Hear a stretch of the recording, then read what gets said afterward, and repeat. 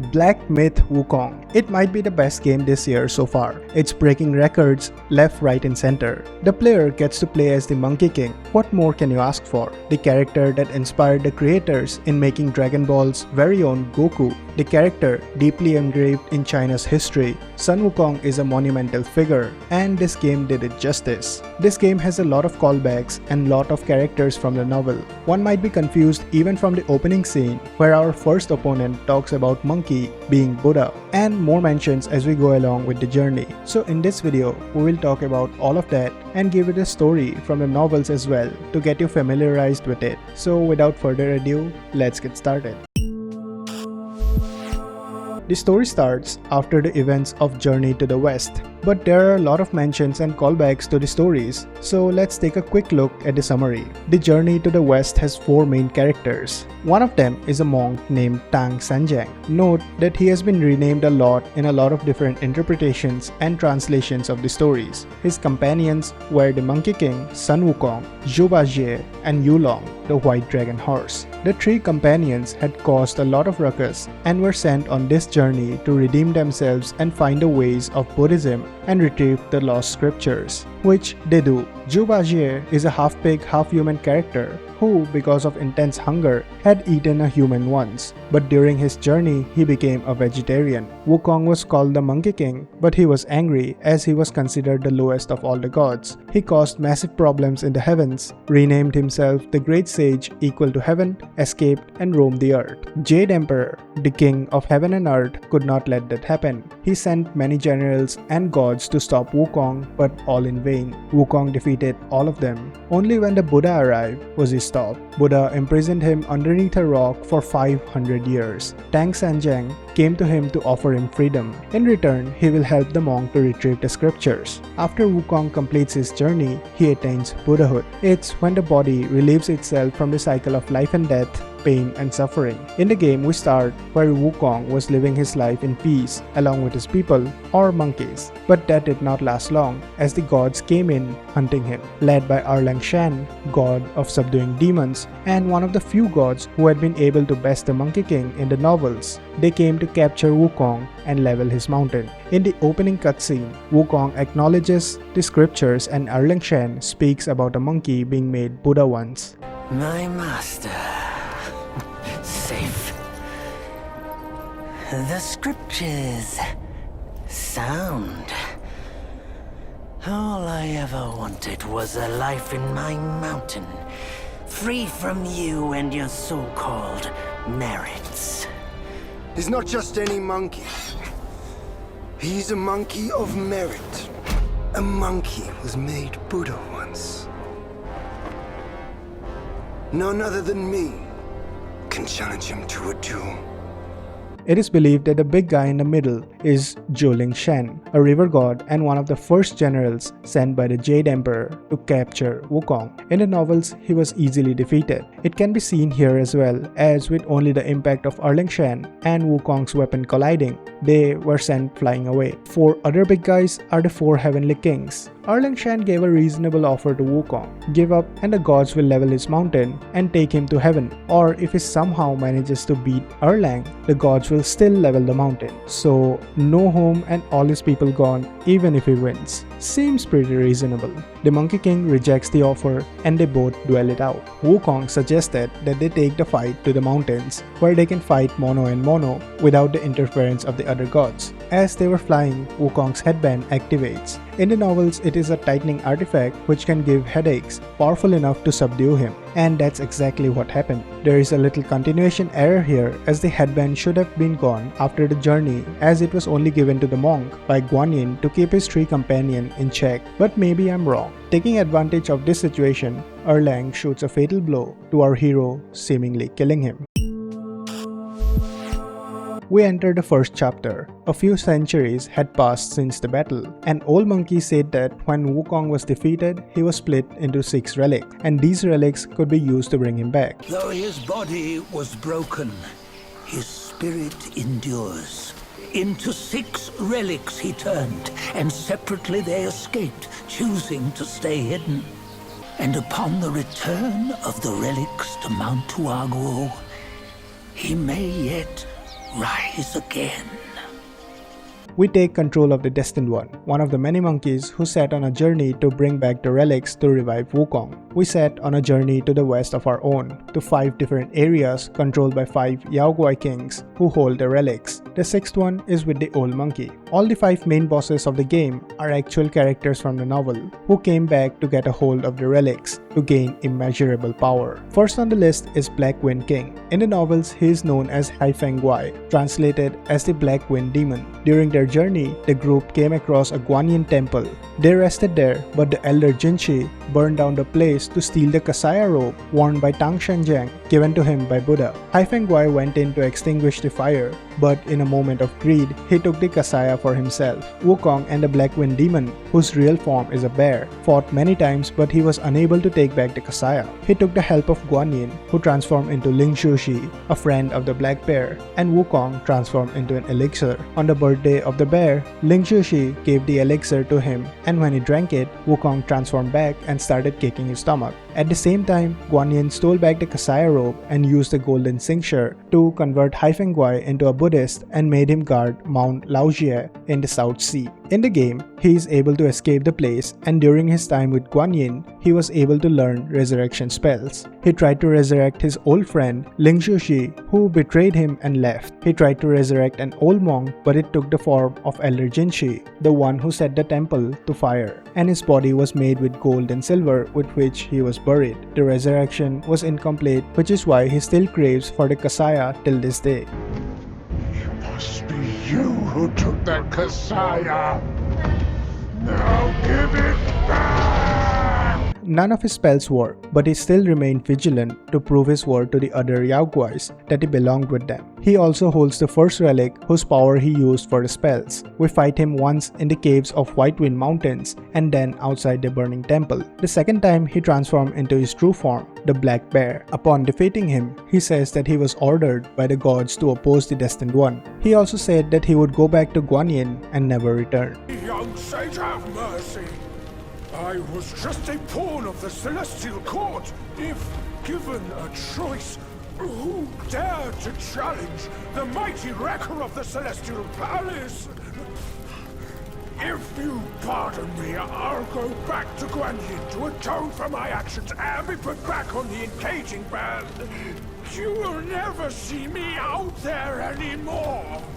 And that's the end of the chapter. After every chapter, we also get a small animated video, most of which tells us a story from the novels. The one after Black Bear Guai shows us the story of Jinshi and Haifeng. They were friends and showed us how they met and about the temple fire, just like we discussed. If you are enjoying this video, consider hitting the subscribe button as it's free and you can always reconsider later. It helps me out and helps YouTube recommend this channel to more users.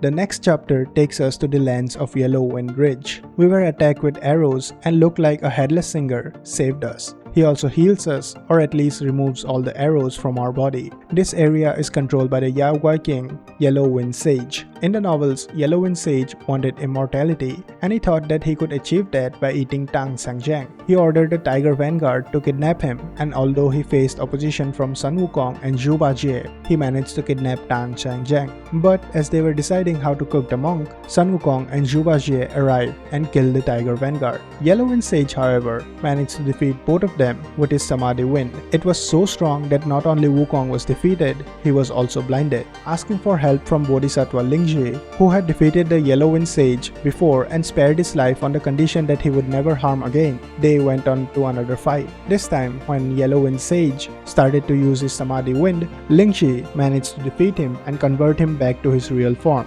that of a rodent-like creature. In the game, Yellow Wind Sage gets hold of the relic. He uses its immense power to defeat Lingji and take his head as a prize. We also fight the Tiger Vanguard, but he is the son of the original. He and his brother, the Mad Tiger, blames Yellowwind Sage for their father's death. They fought him, but even their combined might was not enough to beat the sage. The younger brother was knocked unconscious, and the older brother was made to serve the sage as a payment to keep his brother alive. Upon hearing that his brother has joined the enemy, the Mad Tiger curses him. The Tiger Vanguard guards the entry to the Yellowwind Sage's territory, and upon defeating him, we get the secret passage to the area. We encounter the sage, who seems to be holding on to the head of the Bodhisattva, Lingji. After defeating him, we find out that the headless singer was Lingji all along, guiding us to beat the monster and help him get his head back. Also, he is huge and intimidating. I guess that's just me, but the headless version seemed way cooler. Defeating him gives us another animation. This one shows us the story of a man who saves a fox. The fox was trapped and its leg was hurt. The man took the fox to his home and looked after it. But when he slept, he had a nightmare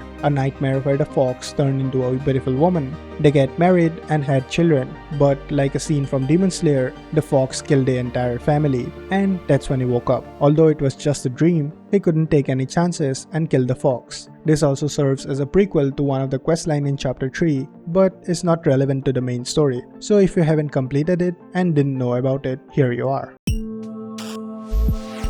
The third chapter begins with what the first gameplay trailer showed us for this game. It starts off with a fight with the Mackay chief. He runs out after being defeated. We are then visited by the land god of Western Heaven. He is transformed into a human-faced owl. With his spell, he transforms us into a bat and takes us to the Zhaojian lake, where he says is the relic piece we were seeking. We trust him for some odd reason and go to the frozen lake. Upon entering, we encounter a small monk who seems to be the one holding the relic. He is known to be Mataya, the future Buddha of this world in most of the Buddhist texts. He releases Kangjing Long, a white dragon, from his seed sack. There is one character in the novels known for his sack, and the readers might have caught this one. He was none other than Yellowbrow. He was a servant boy of Mataya, the future Buddha, later becoming a demon lord after stealing the sack and the golden symbols from Mataya. As for Kangjing Long, the dragon, his story in the novel is a great one. He is one of the 28 constellations. In the journey to the west, the monk and his disciples traveled through a mountain and came upon a monastery.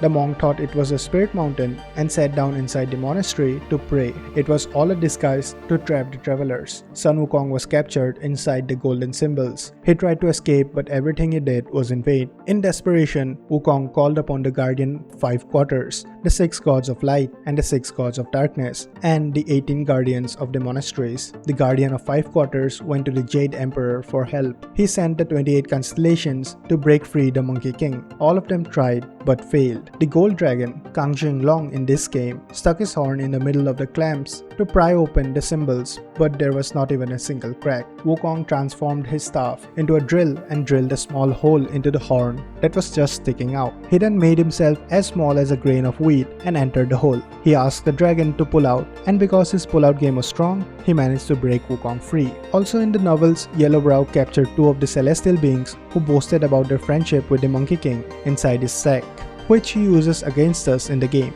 After beating the dragon, we are seemingly captured in the Pagoda realm, which serves as a jail. After escaping, we meet Kangjing Fair, who is the same dragon Kangjing Long, just in a human form. She also transforms into a dragon and breaks free Zhu Bajie from the gold symbols, attributing to the original story from the novels where he freed Sun Wukong. Also, we get to meet Zhu Bajie, one of the travelers from the novel. All of this happened on top of a giant turtle. The turtle weeps for his friend, the giant snake who was killed. Zhu Bajie talks to him to calm him down, and the turtle takes us to a new place where we finally meet the boss of this chapter, Yellowbrow. We see his disguise as Mataya, but then he shows his true form as the Demon Lord. This is one fight I hated, not because he was really hard, but because it was way too long. He turns into his golden form where the attacks are nullified until he boasts about himself. Our clones are useless against him as he can turn them against us. There's no point in using the immobilize spell. I mean, the only way to beat him is to play slow, wait for your turns, and then fight the boring old way. Anyway, that's enough of me ranting. We fight Yellowbrow. As I've said earlier, he was a servant boy of Mataya. He took the relic and made himself as the Yellow Brow who everyone in the area prayed to. In the novels, he was always obsessed with being worshipped, and he got his wish. But the Destined One came along to spoil his party and defeat him. After defeating him, the real Medea came in and fished out a relic from the 10-tailed goldfish, who itself has a whole part in the lore. But let's not get too distracted from the main story. Now we have 3 of the 6 relics.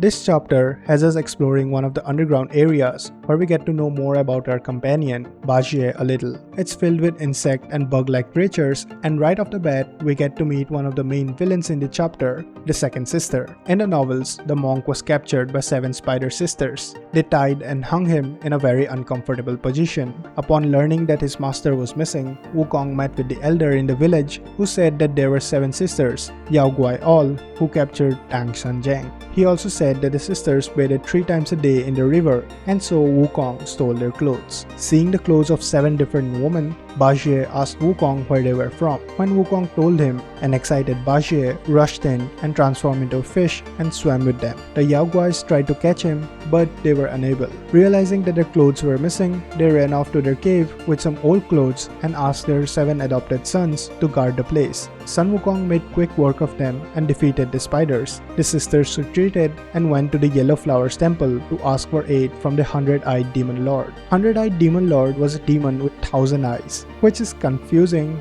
but he can shoot brilliant golden lights which he uses to catch his victims. He gave the sisters poison tea to feed the travelers when they visited the temple. Sun Wukong realized that something was wrong and flipped over the cups. The 100-eyed demon captured the monk, and Wukong got hold of the sisters. As the demon lord refused to give back the monk in exchange for the spiders, he ordered Bajie to kill all the spiders. They also subdued the demon lord as well. While killing the spiders with his rake, Bajie felt sorry for one of the sisters as he played with her during their brief time in the lake, so he let her go. In the game, fighting the second sister, she tells us about her mother. The mother is the violet spider, the one that Bajie let go. She now holds personal vendetta against Zhu Bajie and wants to marry him and eat him. When the sister is defeated, in a desperate attempt, she shoots a needle into the forehead of Bajie, which makes him angry, and he chases after her, and we chase after him. We then later see that the needle allows the sister to control Bajie as she takes him inside their house. Along the way, we fight few minor bosses, where during one fight, we get the help from one of the sisters. She wants us to help remove the seals from the place, which keeps them there, as she wants to be set free. Continuing our journey, we fight a mind-controlled Bajie. Defeating him and freeing him from his controller, he is captured once again. For a guy once a member of the Celestial Court, he does get captured and thrown around a lot. Again, going back to rescue him, we finally meet with the mother of the spiders, the Violet Spider. After defeating her, we found out that at some point, Bajie and Violet Spider had a daughter. But there was no time to rest as the whole place was now flooding in with spiders, and we somehow managed to escape. We then enter the Yellow Flower Temple, and as in the novels, we meet with the 100-eyed demon. Except this time, as the relic was inside the Violet Spider, the 100-eyed demon took it out from her and in the process killed her. The daughters became angry and fought alongside us. We finally defeat the Demon Lord and get our 4th relic, one more to go. As for the cutscene, it tells us the story of Bajie, how he pursued the Moon Goddess and met with the Spider Demon, aka the Violet Spider. Due to his misbehavior, he was banished from the heavens and fell down. As he fell, he was also punished with turning into a pig humanoid form. He saw himself ugly and no one wanted to be with him, but the spider was happy. She was happy to see him. They grew closer together, but because of the journey, Bajie had to leave her behind. This chapter introduces an old friend of the Monkey King, the Bull King. When we enter the area, we see a lot of undead Yao Guais in the area. Going in further, we meet with a guard who tells us that it's the doing of the son of the Bull King, Red Boy. Red Boy is a reckless child who thinks he can defeat anyone with his Samadhi fire. Samadhi fire is one of the most powerful forms of fire, which cannot be put out by any mortal means. Red Boy wanted to capture Tan Sangjiang for him and his father to eat to extend their life. When the monk and his disciple visited Mount Hao, the monk was captured. As the Bull King and Wukong were sworn brothers, he and Bajie went to Red Boy to ask for the release of the monk. Red Boy refused, and the party of Wukong and Bajie fought him. Red Boy used his Samadhi fire to escape back to his cave. Because of the intense smoke, Wukong could not see him and lost track of him. The next time they met, he took the Dragon King with him in the hopes that his reign could extinguish the fire, but the Samadhi fire proved to be way too strong and Red Boy escaped. They needed a stronger ally and decided to take the aid of Guan Yin. Red Boy got hold of their plans and turned himself into Guan Yin and tricked Bajie and captured him. Wukong then personally went to Guan Yin and disguised himself as the Bull King, Red Boy's father, so that he could enter his cave. Red Boy noticed something was wrong and asked Wukong, still in his disguise, about his date of birth. Realizing that his ruse was detected, Wukong fought with Red Boy. Red Boy used his Samadhi fire, but Guan Yin used a whole ocean's worth of water from her vase to extinguish it. Red Boy then knocked Guan Yin off her golden throne and, as a sign of disrespect, sat on it. She turned the throne into a bed of thorns and injured the demon's leg. Unable to move freely, Guan Yin used the tightening rings to bind the demon's head, legs, and arms. In intense pain, the Red Boy finally submits and becomes a disciple of Guan Yin. He even mates with the Black Bear, who also becomes a disciple of Guan Yin after being defeated by Wukong. In the game, however, Red Boy escapes and is terrorizing the area again with his fire. We met with Rakshashi, the wife of the Bull King,